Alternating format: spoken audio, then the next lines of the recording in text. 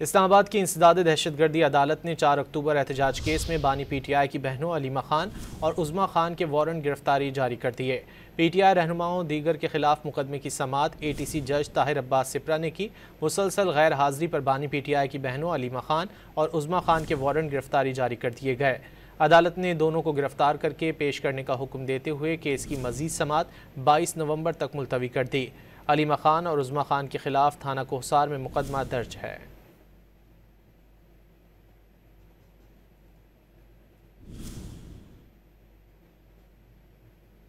इस्लामाबाद की इंसदाद दहशतगर्दी अदालत ने 4 अक्टूबर एहतजाज केस में बानी PTI की बहनों अलीमा खान और उज़मा खान के वारंट गिरफ्तारी जारी कर दिए।